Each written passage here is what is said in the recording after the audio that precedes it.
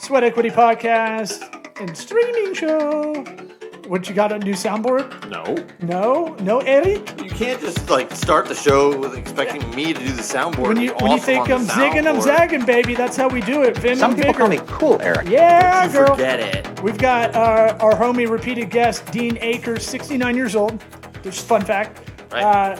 Selling and Leadership Ninja Show podcast on Apple Podcasts and anywhere you can find that. He's got a book, Self-Talk, Think Like a Child. Don't overthink shit, guys. AdjunctCEO.com, and you can email him, dean@deanakers.com, if you want to get some wisdom. Hey, we're 2020's best small medium enterprise business advisory podcast in the United States. We're 2021's best podcast and streaming entertainment studio, Eastern United States Media Innovator Awards 2021, hosted by Corporate Vision Magazine. And what's the last award we got? Business Podcast of the Year. From a global something. Live Wire. We're Mr. Worldwide. That's how we do. Listen to us on iTunes, Apple Podcasts, Spotify. Give us a 5-star. Write a review. It takes fucking 30 seconds. You're listening to it right now. Do it while I'm vamping. Just do it right now. We'll wait. Stop. Don't say anything. Let him finish. Okay. Okay. You better have done it. It helps us move up. show. We want to move up those business category rankings. How silly would that be? That would be silly. You know what's not silly? Learn about the the flora and fauna of your gut. Get 70% off Viome's Gut Biome Intelligence Test and supplements with our link for health insights, personalized food recommendations, and precision supplements formulated just for you. Look, I want to figure out what I should be eating to optimize this T-Rex body to keep it going strong. Looking like my dad. Let's get it started. Hotty toddy! What about my sweat equity? Sweat equity. Sweat equity. My sweat equity. That's a cute dude. My sweat equity. That's your opinion. Watch sweat equity. What about my sweat equity? That's adorable. COVID. Yeah. All right, we'll get into it. We'll try to keep it efficient because we'll probably just come out of a cut that the audience won't even know because we're so professional. Well, yeah, it's Right. the start of the show, so that's the cut. 20 minutes of low-tech issues. Dean, anything to plug? Adjunct CEO. You can get his book, Self-Talk, Think Like a Child. He's got a podcast, Selling and Leadership Ninja, on Apple Podcasts or anywhere podcasts are found.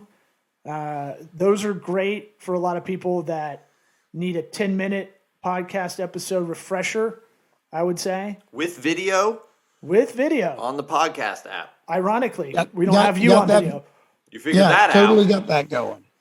And then, as you say in your show, if you want to email Dean@deanakers.com, he'll Do it. He'll write you romantic love letters back. Exactly. See, that's how you yes and. Yeah. Dean. It was just more of a yes. Well, But- he could have been like, "What the fuck, guys? You're wasting my time." I like that Dean will play along.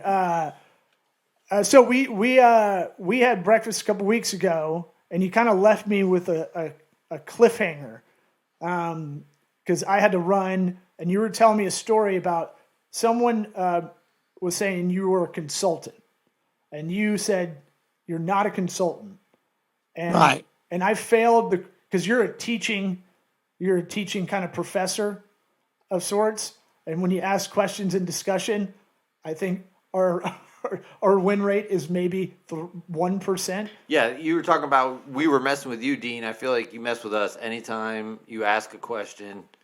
You know, Law and I are both, we want to say the answer first, for one. We definitely want to get it right, but that never happens.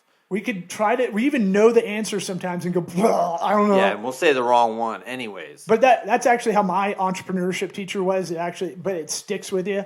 So it is a good teaching device. But if you're not a consultant, or why aren't you a consultant? I guess is my first question. I think I've told you before, Law, that the definition of a consultant is somebody who can tell you 50 ways to make love but never got laid. It's great. And so everything I share with anybody I work with, especially at my age, it's more. I'm not sharing anything that I haven't already been punched in the face with. So it's not a MBA type thing, theory type thing. Anything I can share, I can bring back a story of an actual circumstance that was painful that they can relate to. So it's not just you should try because. Yeah, that's why I say I like to absorb any kind of wisdom out of you when we're getting together, because that wisdom is knowledge times experience, and I like always learning from people who've been there, people who are older. A lot of people in our generation hate on the older generation. They don't know shit. I'm like, they know shit. Maybe not how to get on Zoom every time. Yeah. Right. My opinion isn't very high right now. But I remember you. I do remember you saying about sales managers. The reason those guys are the managers of the sales team is because they can't sell. So it's kind of adjacent to that in a way. Yeah, I've met a lot of sales managers that want to micromanage salespeople, and they want to have quotas and all that. And I've found the best way to manage a sales force since I was a young man is to manage a sales force by income. Because when they go home and they tell their wife, he's up my ass because I didn't do $1 million in sales, the wife goes, well, he just doesn't understand, does he?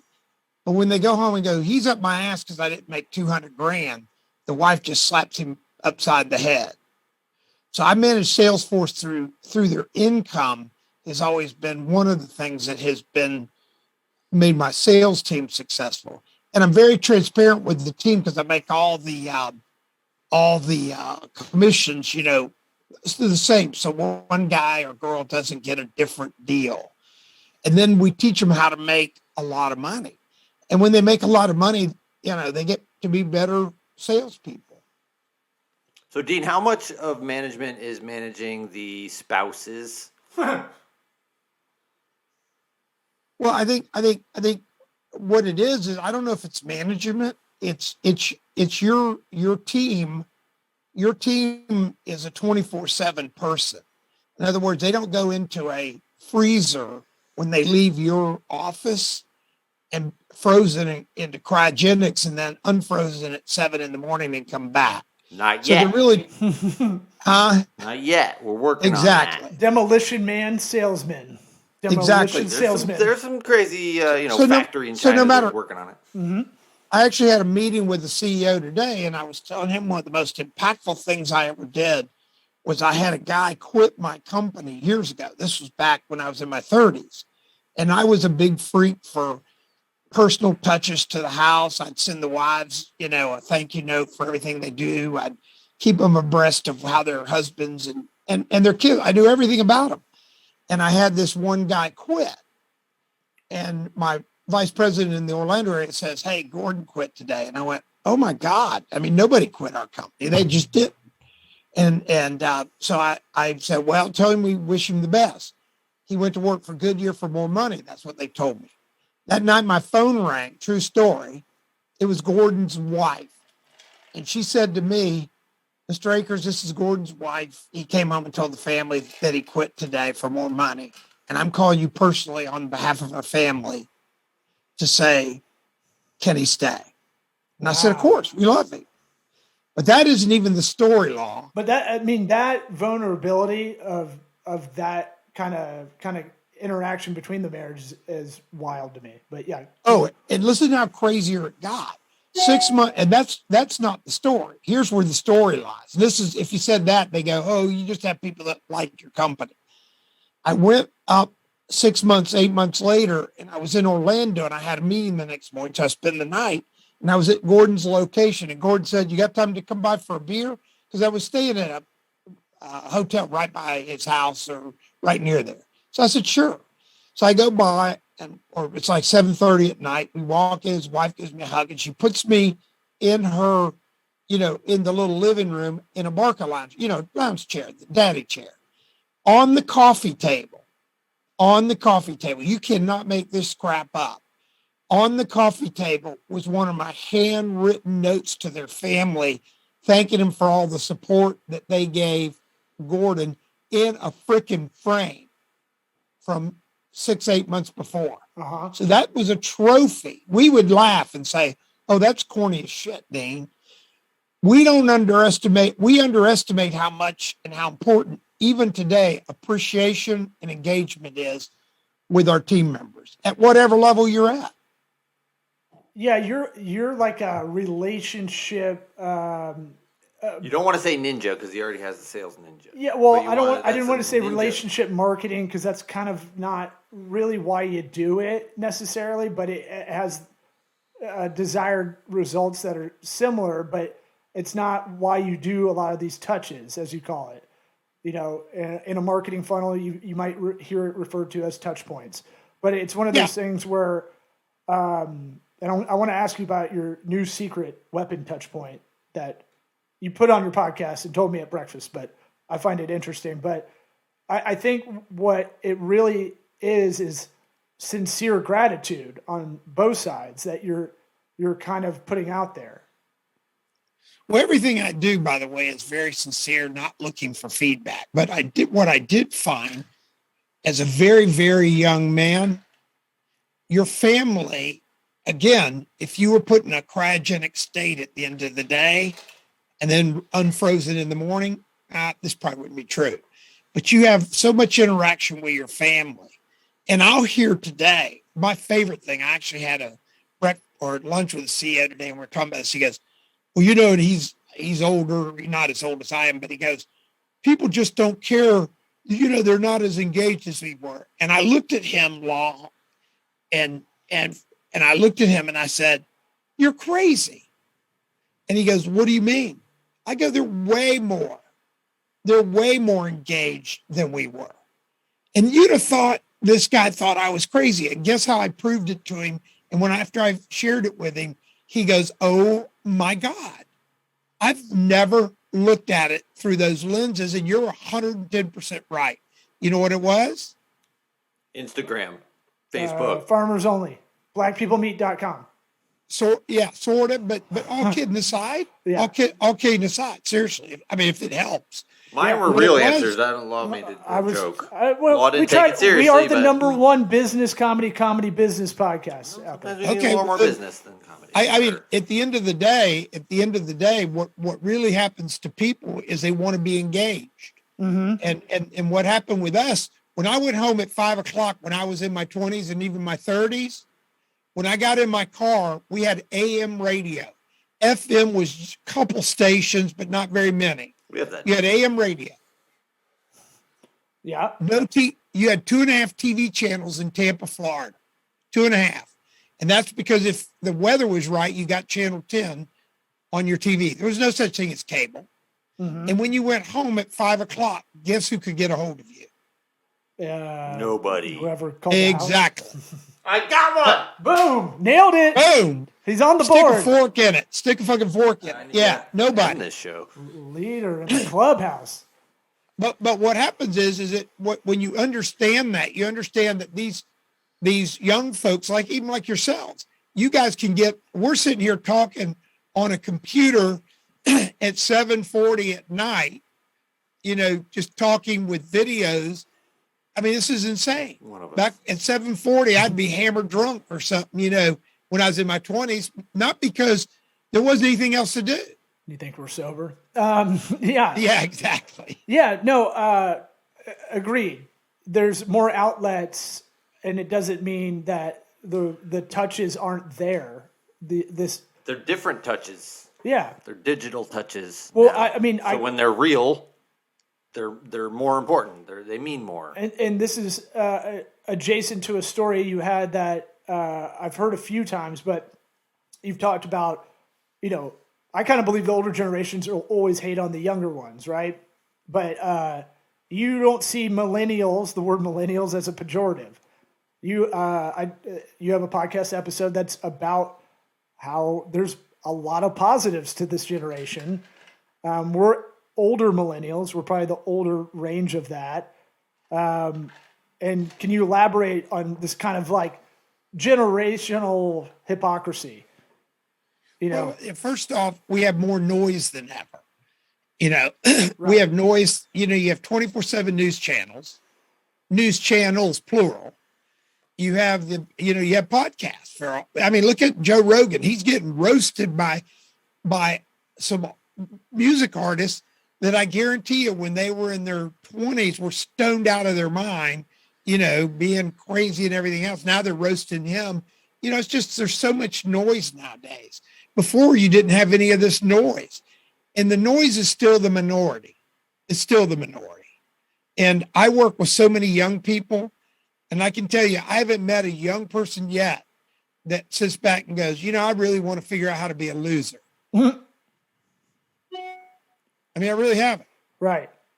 And what happens is when you understand how they work and think, they are they're smart. My iPhone has more storage and more computing power than the entire computer system I had running my statewide tire company in the early 80s. My phone. I mean, Yeah. you guys, it's hard They for got you to to the even moon relate to that. with less processing power. Huh? They got to the moon with less processing power. Yeah, totally. So, I mean, I'm so excited about all the potentials. I love the other thing I do, and this is really, I can get some people torn up about this. I think I told you that my two young kids dropped out of college. Did I share that with you guys? I don't think so. They dropped out of college. And I was like, what? You can't drop out of college. You got to go to college. And it was all paid for, by the way. So it wasn't like they had loans and shit. Plus, I paid their expenses. So it wasn't like they had to work a job or anything. And one day I was down in Boca, and I was having dinner with them. They said, Dad, we're quitting school. And I go, why? You can't quit. And they cited their three older brothers, and they go, none of them use their college. They're all doing something that has nothing to do with their college. And then they laid the most profound thing on me. It was like hitting me in the face with a brick, and they were spot on.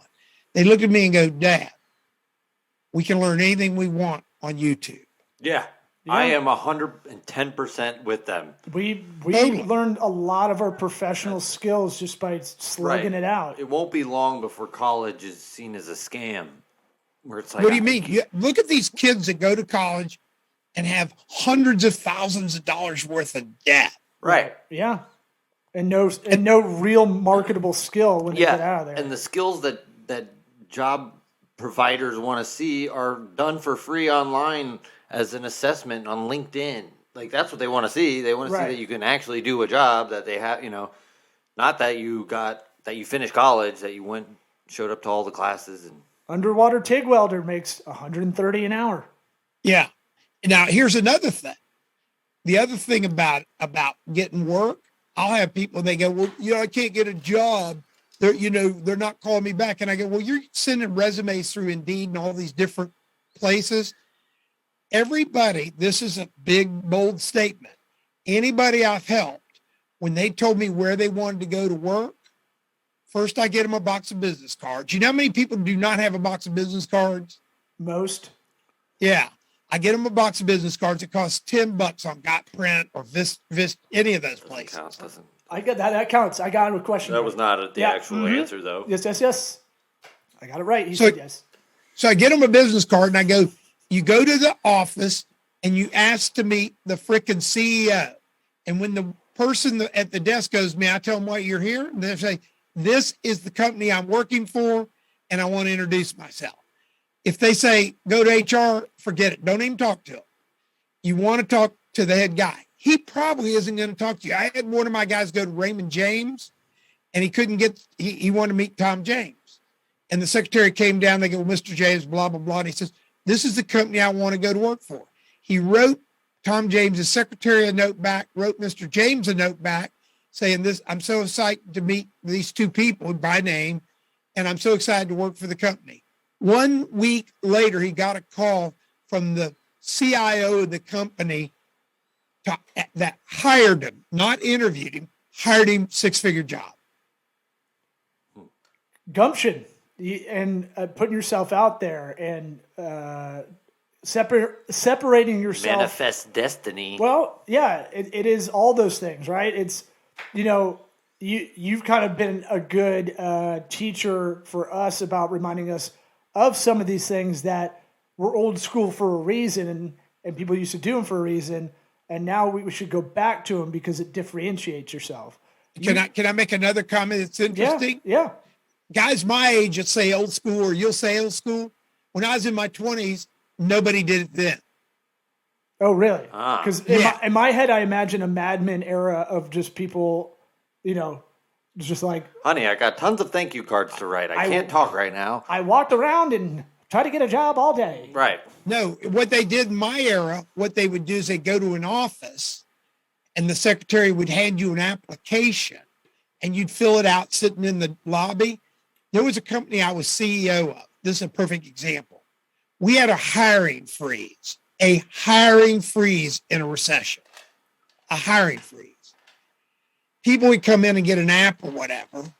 The year we had a hiring freeze, we hired 150 people with a hiring freeze.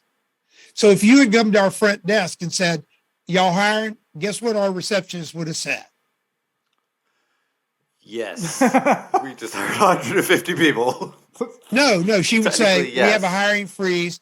You're welcome to fill an application out, but we don't need anybody now. We're in a hiring freeze. The flip side of it is we would sit there, we'd meet some sharp person at a trade show or something, and we go, you want to have some fun and go to work for a great company? And they go, yeah. I said, we're hiring you now.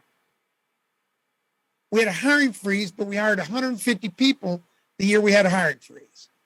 And then we would have friends call up and they go, one of our associates would say, we have a real stud that you guys need to interview, and they didn't tell HR. They'd say, Dean, this guy's or this girl's really sharp.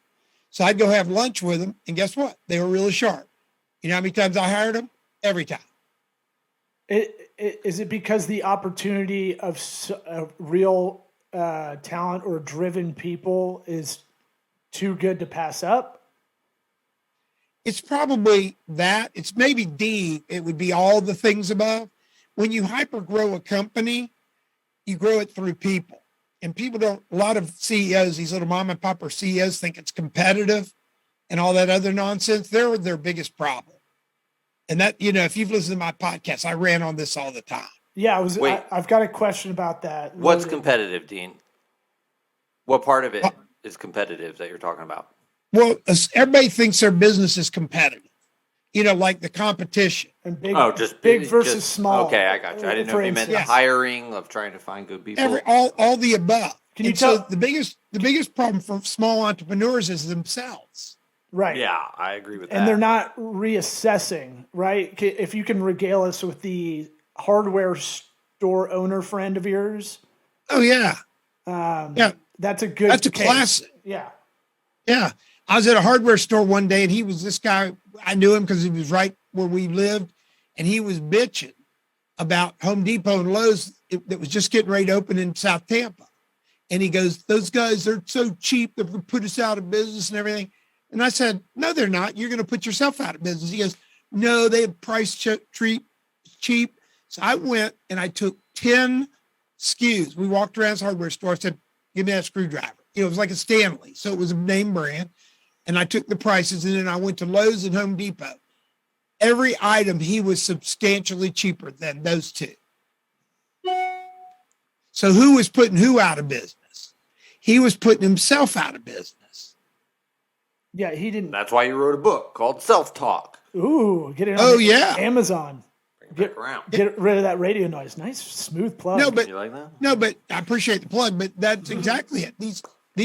I had another entrepreneur the other night. This got me all torqued up for a podcast. She was in a meeting. We were all standing up, or people were standing up. I was more as an observer. And she stands up and she's bragging about her company. And then she says, we're 30% cheaper than our competitors, so we can really drive value to our customers. The minute she said that, the hair on the back of my neck went straight up. Then they asked her biggest challenge. And now I could have almost tackled her and beat her up over this. She goes, our biggest challenge, though, is all these big companies they're paying people more and we can't get employees because they pay them more. And I wanted to say, just shut up. If you're 30% cheaper and now you're bitching that you can't be competitive, if I took 100% of your sales and added 30% to them, how much more could you have paid in payroll and have the same shitty net you have now? You could hire freaking rock stars. Yeah, make it 15%. Yeah. Well, no, apply the strategy, apply the same vim and vigor to what you do to stay competitive on pricing towards finding human capital. Well, you know my Louis Vuitton story. No, but we know you're a fancy dandy. No, what happened with Louis Vuitton? I went into a company. All kidding aside, Law. I went into a company, and everybody was talking about price. Everybody was talking about how competitive it was. So I finally said, I'm going to make you guys a deal. I'm going to let you decide whether it's competitive. So I had these women, and I asked them, have you ever heard? I went around the table, and I had them describe the purses they owned at that meeting that day. And so one had a Coach, another one had something like that. And the third lady there's 5 of them there. She had a brown Louis Vuitton. Are y'all familiar with brown Louis Vuittons, what the cost is? Yes, a lot. Is that like Black People Twitter? They're like $2,700. Yeah. Then the other girl, you can't make this shit up. The girl sitting next to her, this was totally random that day because the girls were always bitching about price of our competition. The girl sitting next to her had a white Louis Vuitton. And at the time that was $4,200. So they're bitching. And I said, okay, you girls are going to make a decision for our company, not me, because I trust you. I had an insert from the paper. This is back when there still was a paper. And the insert was from Walmart. And in the insert, they had a full leather purse, $39.95. So the purses, I looked at all the girls. I said, so purse is a utility item. You guys told me that. So here's my question. Do you think that the CEO and all the salespeople at Louis Vuitton are freaking out now that the largest retailer on the planet, which was Walmart at the time at $500 billion in sales, is coming right after them with a $39.95 purse, which, by the way, will carry the same cell phone, same wallet, everything that your freaking Louis Vuitton. Do you think the Louis Vuitton people are freaking out? Fuck no. Exactly. Guess what happened? So I went around the table. I looked at every woman and I said, who the fuck do you want to be? Walmart or Louis Vuitton?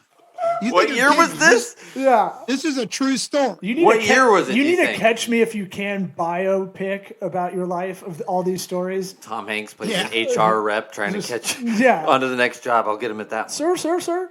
Yeah. But here's what happened. I went to each one, made them look at me, said, do you want to be Walmart or Louis Vuitton? First girl says Louis Vuitton. Second girl says Louis Vuitton. Obviously, the next two said Louis Vuitton. They had Louis Vuitton purses. And then the first girl said Louis Vuitton. I said, then I leaned up on the table. I didn't say, do you want to fucking be Louis Vuitton? I said, do you want to be, which one do you want to be? I let them choose. I leaned up on our conference table and leaned forward and I said, then start fucking acting like it. Here's what happened. Our closing ratio from that day forward doubled, and our average sale price doubled. And, oh, by the way, that became the culture of our company, and we had a 9-figure exit. And you just improv this kind of motivational, almost pivot to get them going, as you're teaching them kind of what's going on there. Well, no, what I let them do, it was it was sort of improv, but I wanted them to make a choice. If they wanted to be Walmart, then let's fucking act like them, okay? But if you want to be Louis Vuitton, the Louis Vuitton people, if somebody walked into Louis Vuitton and goes, Walmart's got a $39 purse, they'll tell them to get the fuck out and go buy it. Right? Y'all price match? I didn't know they let the valet in here. Exactly. Team price match. Exactly. Yeah. I want to touch on one thing, and then we'll do a closing question. We'll close it out. I got to return to the beginning. Your new secret weapon touch point. You mentioned this on the first episode of your podcast this year. You talked to me about it at breakfast. You already do snail mail, handwritten, happy birthday cards. So if you look at Dean's iCal, there's like 10 different birthdays every day. Right. And he habitually writes it, postmarks it on that day, sends it out. And then you're already a thank you card writer after, an event of some sort. You were showing me the new one you were doing with photos. Can you talk about that? Yeah. So on Facebook, people show photos, and I wish we had video right now because I have some just that are completed. And any rate, I wish I had my video working, but I make a 4x6 photograph. I just take the Facebook picture of them at their wedding or their kid. Like I just sent one today. I sent one to one of my folks that their kids just won a big event in Nashville. Their two daughters won this huge national event. It was on Facebook. So I made a 4x6 picture, put it in a 5x7 frame matted, wrote on the mat, "Boy, you must be proud, Dean." And it went in the mail today to them. They're going to get that frame picture. It'll stay with them forever. What prompted me to bring it back is I did that back when I was a young man and I was in a CEO's office who was not a CEO when I met him and did this. Every picture I had ever sent him was on the frickin' wall of his office in downtown St. Pete today. Yeah, and it shows you took a Effort, minute. Yeah. For sure. And really thought about them for at least 5 minutes to knock that out. Let me ask you this. Has anybody sent you one back? No. And that's kind of the interesting. That's kind of the philosophy of it. You're not expecting to get that in return. It's not a quid pro quo kind of thing. No, I'm not even expecting a thank you. Right. I'm not expecting anything. Right. But you do get an overwhelming amount of people that will hit you up after they get it and go, "This is one of the nicest things anybody's sent me." Right. That, and then I have a particular client right now that has spent almost 300 grand with me recently, and which is a decent amount of money. And this client came from a touch I sent her friend, and her friend, I'd sent it a week before. And all of a sudden, this person randomly calls me out of the blue a little over 2 years ago. And she goes, "So-and-so said you were the person I should talk to." Now, I had not seen that other person for years. There's no way that there's a coincidence that the thing I sent that was special like that wasn't like a conversation while they were having lunch or breakfast. In other words, she didn't say, "Who should I call?" And that prompted it. And then I have an audio, which I could play, but I have an audio of a guy where I sent something to him and he calls me up and he goes, "Wow, that was so cool. And here's what he said. Makes me laugh." He goes, "I was thinking about you the other day. What are the chances that some bitch was thinking about me?" Not very high. I think about Zero. you every day. Well, zero. Zero. And so all of a sudden this guy calls me and he goes, and in his voicemail, he goes, "I really need some help." Now, so when I go to meet that guy, you think that's a price sale? Do you think that's, "Oh, can you bid this?" No, that's a freaking stick a fork in it. It's done. That one's going to the house. And all of it was I got Ideal Image on a note because I sent a guy a note and he said, "Can we have lunch?" He bought me lunch. So the note was worth $20 worth of lunch. And he said, "Can you help these two chiropractors?" Because I was retired. And I went and we started talking. Next thing I know, that was a 7-figure note for me. Yeah. Actually putting effort, not just getting the robot hand to sign a thank you card for you and send it out as a handwritten note. Really the whole thing has to be handwritten. Right. Yeah. Really doing Typing it up and then signing it. That matters. Yeah, people send Christmas cards out that are already pre-printed and pre-addressed. Why don't they just throw them in the trash? That's what we do. That's what we do. We prefer being a Jewish household. Yeah, exactly. All right, we try to, when you came on the first time, we asked our standard first time our virgin guest question of what advice would you give your 13-year-old self. I want to have more stock closer questions for repeated guests like yourself. Outside of your parents, who was or is the most influential person in your life? I would say there were a couple. Dennis Fontaine. He was a man in my tech group, which is what's Vistage today. Larry Morgan, when he bought our tire company, I learned tons from him. But I'd say Dennis Fontaine and Michael Cass. He's an attorney here in the Tampa Bay area, but if you'll go have breakfast with Michael Cass and just filter out everything he tells you, he's a genius on growing businesses and taught me all that stuff. Interesting. I might actually do that and just be weird. I'm curious to take you out to lunch. Have him on the podcast, maybe. That too. Weirdo. Well, Dean, Have an avenue. Check your mail at your office the next couple of days because you got some frames coming, bud.